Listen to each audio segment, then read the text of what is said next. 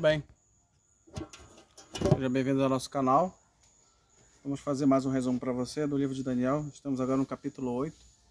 Aqui me parece que ele fala de outros assuntos, né? Diversos assuntos interessantes nesse mesmo capítulo. Daniel fala sobre a visão de um carneiro e um bode. Ele mesmo explica o Daniel, né? Que esses dois animais que aparecem, um bode e um carneiro, representam o início e o fim de um reinado. Nós sabemos que quando Nabucodonosor veio, representando a cabeça, e representando aquele animal daqueles quatro, é a mesma coisa, tá certo? Nesse contexto aqui, acontece a transição entre o reinado Medo-Persa e o reinado de Alexandre o Grande, né? Aqui ele coloca o bode, né? O bode, se eu for analisar historicamente, representa muito bem a Grécia. Quer ver? Pesquise sobre esse assunto, né? O bode, né? A origem dos pastores, né? Que deram a origem da Macedônia. Ok? Aqui, eis que olhei, diante do rio estava um carneiro, o carneiro que tinha 2 chifres, né? Representando Medo, Persa, um mais forte do que o outro. O Medo e o Persa são 2 reinados juntos, né? Mas um é mais forte do que o outro, ok? E eles brigam entre eles aqui, o bode vai para cima do carneiro e destrói ele completamente. Se nós vamos estudar, esse bode é o Medo, destruindo o Império Medo-Persa, né? Dando origem agora ao reinado da Macedônia, aos gregos ali naquele momento. Interessante que na Batalha de Gaugamela, quando o imperador Alexandre o Grande vai lá para destruir o rei Dario, só que não é o primeiro Dario que aparece lá em Daniel, já é outro, é um título, né, o rei Dario.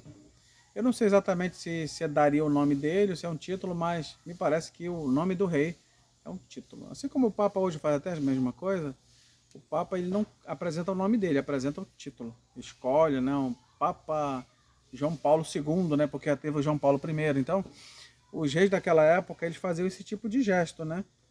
Então, quando o rei Alexandre o Grande destrona o reinado de Dario, já não é o mesmo Dario, é o Dario III, se eu não me engano. Então, nesse contexto aqui, tá bem claro, né? O reinado de Nabucodonosor já não existe, Nabucodonosor. Entra o Medo-Persa, representado por aquele carneiro, e agora entra o império de Alexandre o Grande, né, representando aquele bode, né, destrói aquele animal, ok? O bode se engrandeceu sobremaneira e na sua força quebrou-lhe o grande chifre. Em lugar dele saíram 4 chifres notáveis para os 4 ventos do céu. Então, nesse contexto aqui, já o bode já está finalizando o seu reinado, tá certo? Porque ele destrói o carneiro, representado o Medo-Persa, e agora ele entra como todo poderoso e chega como qualquer reino, ele é destruído, ele acaba um dia, né? Quando Alexandre o Grande, através do seu vício de beber, né? Dizem que ele tomou o cálice de um mito, né? Que dava mais de 5 litros de cachaça. Ele bebeu e ele teve um coma alcoólico, né? O copo de Hércules, né? Tomou ali e morreu. 33 anos, muito novo. Muito parecido com a idade de Jesus, né? Então ele morreu, né, dessa maneira, muito precoce, o reino todo poderoso. E nesse momento diz que se dividiu em 4 poderes, né? Quando ele morreu, ele não deixou herdeiro e deixou na mão dos quatro generais, né? Deixa eu ver se eu notei aqui o nome deles aqui, o Antígono, Seleuco, Ptolomeu e Cassandro, né? Então eles começaram a dividir o reinado e começaram a brigar entre eles ali. E também fala de outro assunto, né? Fala sobre o santuário. O verso 14 diz assim: até 2.300 tardes de manhã o santuário será purificado. É um assunto interessante para ser estudado à parte. Os adventistas do 7º dia, nós acreditamos que fala sobre o futuro. Fala sobre um tempo muito recente. É profético aqui, ok? Mas é o momento que vamos estudar depois, né? Interessante com quem ele conversa aqui, o Daniel, com o anjo Gabriel, né? O Gabriel dá assistência para ele, dá suporte, né? E ele começa a conversar com ele. E tudo o que eu falei para vocês aqui é baseado nesse texto aqui, olha. Aquele carneiro com 2 chifres que viste são os reis da Média e da Pérsia. Então está muito claro aqui o verso 20, tá? Mas o bode peludo é o rei da Grécia. O chifre grande entre os olhos é o primeiro rei, ok? O tecido quebrado levantou-se 4 em lugar dele, no caso. Então, e não foi com força, né? Não foi na guerra, o reino acabou-se. E nós sabemos o fim do Império Grego ali, né? Com um rei na frente, começou a ter seus generais, começou a ter briga entre eles ali. Ok? E desse reinado da Grécia, é que surge o reinado de Roma.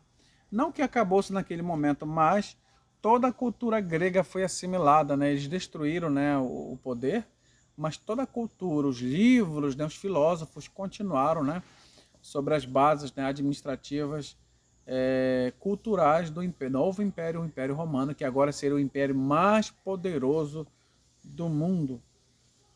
E olha o que ele fala aqui: a visão da tarde e da manhã que foi dita é verdadeira, tu porém preserva a visão, porque se refere a dias muito distantes. Então não era para aquela época, seria relacionado ao futuro. Eu, Daniel, enfraqueci e estive enfermo. Então ele não entendeu exatamente o significado, ok? Então esse foi o resumo do capítulo 8, é um assunto bastante extenso, ele deve ser estudado por parte, mas eu sei, você sabe também, que a grande estátua, 4 animais, e agora ele começa a olhar com uma lupa mais perto, né? Ele começa agora a olhar só 2 reinos. Lembra daquela grande estátua? Ele começa a falar agora de 2 metais ali, só que usando outra metáfora, 2 animais, tá certo? Aquele cabeça de ouro, prata e bronze. Bronze e prata. Então nessa transição de 2 metais havia uma briga, porque um iria acabar, iria vir um outro. Tá certo? Então é assim, vamos estudar o conteúdo, que Deus abençoe a todos vocês. Você vai aprender um pouco aqui, um pouco ali, do ano que vem você vai ficando melhor e o conhecimento vai evoluindo, tá bom? Mas precisa estudar mesmo sem compreender, e o Senhor vai grandemente fortalecer a sua mente, tá bom? Forte abraço e que Deus continue abençoando a mim e a tua vida. Até a próxima.